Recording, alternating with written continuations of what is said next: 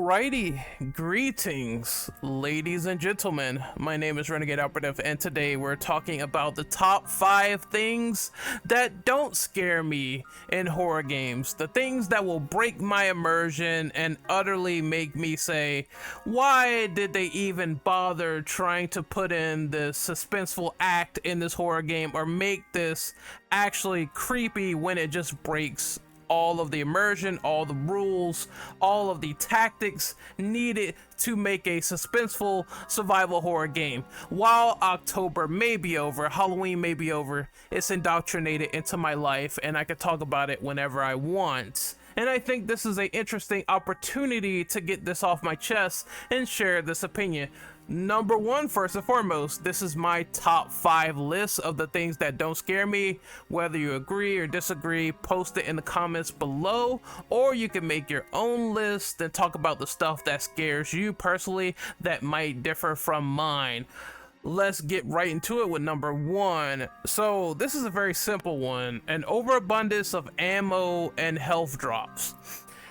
This is where I feel the game, and you know, no offense to action horror. I love action horror games to death, right? I like Resident Evil 5 and all that other stuff, and I just appreciated what they did in a different way. But if you're talking about a hardcore survival horror game where you're trying to focus on survival and item management, it's kind of jarring when you can save up like either boatloads of ammo, or they throw them at you like candy after the enemy sort of dissipates and fall into the ether, and you pick up boatloads of ammo. You got machine gun ammo out the ass, and it makes later encounters feel pathetic. It makes those encounters feel relatively too easy if you have like so many health items and ammo items and weapons to take out all of the remaining enemies ahead. And I think the perfect balance for that is like item management and item conservation. I can't stress it enough. You need to strike a great balance with having just enough to get by, because it is survival horror. Number 2, the thing I don't like about horror games that might dissipate the scares is an overabundance of predictable jump scares. If I see what's coming around the corner, if I know what's coming around the corner, and it's just like the same old tried and true nonsense, loud music, bombastic music, trying to elicit some rise out of me, and I just see it coming, like the bears around the corner, or here's this like trap item that you need to collect, and there's something that will emerge out the box. If I see it like 6 times ad nauseum, I'm not really scared at that point. I think at that point it's like, okay, what are we doing here? Where's the variance in horror? Where these creatures or these placements or these traps are done just a little bit better to elicit more of a shock and awe from me when I see it. See, that's why the grandfather of jump scares is honestly that jump scare in Resident Evil 1 where you see the dog jump through the window. It's like you don't see it coming. It's completely unexpected. There's no music until after the fact. That is the definition of a perfect jump scare. Whereas in my opinion, it's like if I see the same thing 20 times, I'm not scared anymore, because the first reaction is the most effective reaction for scaring the player. So if I once again notice that it is predictable, or it could even extend to enemies, where if the enemies get way too predictable, I'm not going to be scared anymore. It's like, what are you even trying to attempt to make me scared? Just stop it and focus on variance. I think that's the most important thing out of this whole sort of argument here. Next up, we have online co-op. Now, I know there's going to be some disagreements with this one, but hear me out. Online co-op breaking the immersion of horror tension, right? I love horror co-op games. I really do. I love them to death. I play them all the time. I think they're fun. I think they're enjoyable. But I feel as though if you have like a slew of partners there, especially if they have guns, right?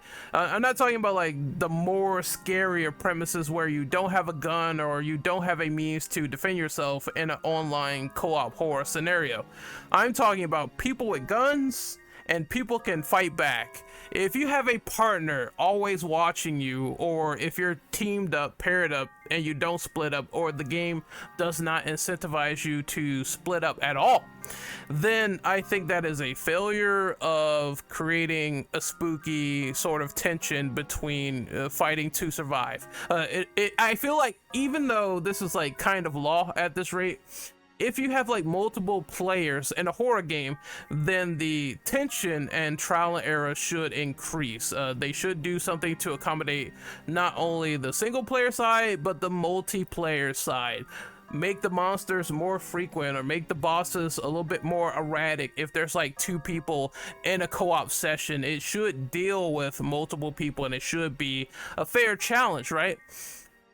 If you have your buddy sitting back there with the RPG and he's ready to blow the boss into Kingdom Come, that's not scary. That's anything that's like your partner always has your back with these overpowered weapons, and it just breaks it a little bit, you know what I mean? It's not the same as fighting to survive anymore if you're thrusted into a situation where your partner is always like the one with the sniper rifle guarding you every single second. I think it's best if these games find unique ways to split you up, to divert, to kill players in a more menacing setting and more menacing atmosphere. And when a game nails that for online multiplayer, it is truly special.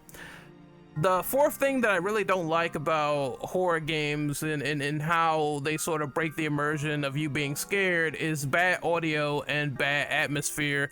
I think this is par for the course. This is really like super straightforward, because when you are thinking about the fundamentals of survival horror, what is the building blocks of design and tension, and what is the working cogs that gets that moving, the first thing you're thinking about is like, okay, superior audio, what am I hearing exactly? And then you think about the atmosphere, a dark, mystifying atmosphere that really pulls you into the experience. If a game doesn't have that, especially good audio where you're hearing like fucking some grating nails through a tuba, then they failed at what is supposed to be an environment all around you. You're really thinking to yourself like, okay, I have to hear. Hearing is paramount for my survival as well. If I hear it like steps away, I think immaculate sound design is when they took Mr. X from Resident Evil 2 Remake, and you heard those giant footsteps just thumping down the hallway constantly, over and over again. You don't know where he is exactly. You just know he's in the area, and he means business. Imagine if they played that same audio track, like the Dolby Digital, everything they tried to replicate for Resident Evil to make this experience for Remake 2. Imagine if they took that audio and they put it through like an 8-bit chiptune or something, where it's just like awful. It's something you don't expect. It's the worst thing in the world.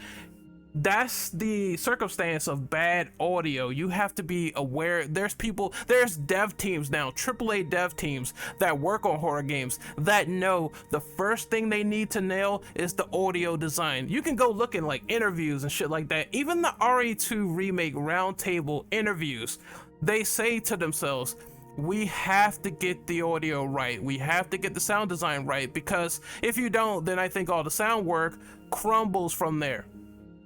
Another thing that attributes basically to bad audio is bad voice acting. I mean, come on now, come on. We knew back then in the past when we played Resident Evil 1 OG and we heard terrible voice acting that it just wasn't believable. It was funny.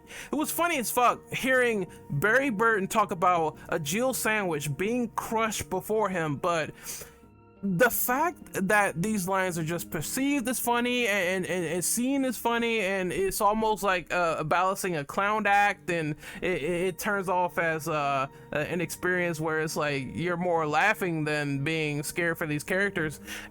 It really does damper the story emotion and the characterization a little bit. I mean, I won't say characterization, I'll actually say it just dampens the story emotion and trying to feel true fear for these people involved in this dire situation that they don't want to be in.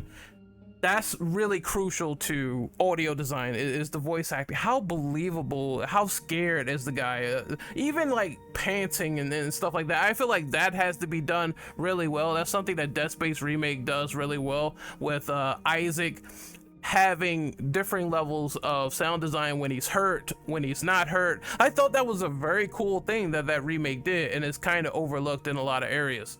And here we have the final sort of entry in the things that really don't scare me a lot in horror games, and I'm gonna be honest, it's enemies with guns. They sort of migrated between real survival horror games like Silent Hill 3 and action horror games like RE4, 5, and 6, where you might see a guy packing a rocket launcher and shooting it at you, and you're thinking, oh my fucking god, this is crazy. It creates some sort of fear because you're trying not to get shot, right? But when you think of inventive monster designs, when you think of how there's absolutely creepy, abhorrent messes that can be walking around that will scare you a lot more than a guy with a gat, then yes, I do think it starts to break the immersion a little bit. I never found enemies with guns scary. If anything, they're more tedious than ever. I mean, it's not like there's a strategy to them, because there is. You can honestly deal with this enemy. It's a long range thing. They do a lot of damage. I know in Silent Hill 3 they were placed there. Some have pipes, some have guns. I get the idea, I get the premise, but the thing with me is that I don't, because I'm holding a gun. I'm the player. I'm the one with the gun sometimes. Sometimes I don't have one, sometimes I do.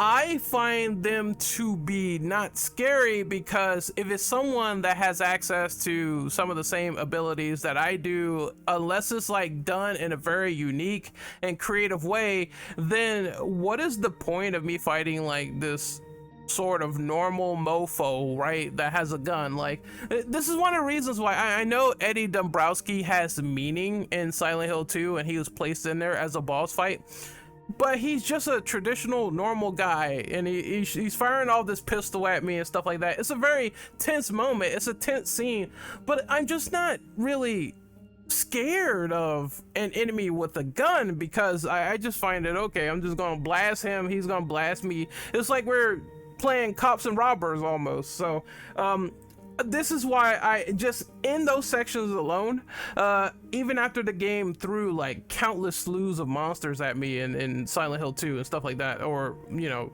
should I say what is there actually works, I would appreciate it more if they could find better ways for enemies to do long range attacks as opposed to just pulling out a handgun on me. You know what I mean? Like, do something. Like, you could throw knives or make the enemy very mobile. This is one thing I can applaud Evil Within 2 on. They knew that the enemies with guns were something that bothered people, that kind of got on their nerves. They're like, you know what, we're gonna take that out of the sequel and focus on hardcore monster transformations. That's what they did. And honestly, it couldn't have been any better. It couldn't have been any more of a godsend, because in that game, the creature transformations, they speak for themselves. They're still terrifying, and they don't need a gun to pull off what they do, and they could kill you just as easily, which is something that, once again, the tension remains. Long distance, short distance, you got enemies that could barrel towards you. Like, do unique stuff with their AI. If I had an honorable mention, I would say good AI is very paramount to horror games. When you have bad AI where the enemy is, well, for lack of a better word, stupid, then that will also break my immersion and make the game less scary. It's like, hey, I'm running circles around this guy, he's running circles into the wall. Therefore, the funniest thing about this is that he's a complete blundering idiot, and therefore I could just take my shotgun and shoot the boss in the back. Of course, there should be weak points and things of that nature, and you should strategize, and they can sort of strategize against you, and that makes it very dynamic. One of the things they talk about with great AI is how they handle the alien isolation. People just talk about that thing nonstop, how it can spot you, track you, see you if you're really not careful, depending on how much noise is made, how dynamic he is. That is a good rep of great AI. Even Nemesis was really good in the original RE3 where he was hunting, tracking, using his RPG, there is occasions where he got stuck into the wall. I know for a fact because I exploited the fuck out of that shit. But still, I just had an overall blast with fighting something of that level that will adapt to what you're doing, and I think that's like awesome. Great AI is very good for a survival horror game where the enemies will come after me very hardcore, and I think that's really great. So this is the end for this video. My name is Renegade Operative. I'm Renegade Operative signing off. Tell me, what are some things that will break your immersion for horror games and stop making you scared while playing them? Let me know in the comment section below. Hopefully you really enjoyed this discussion, and I will see you guys another time post Halloween Havoc. See you then. Take care of yourselves and enjoy the rest of your day. Later.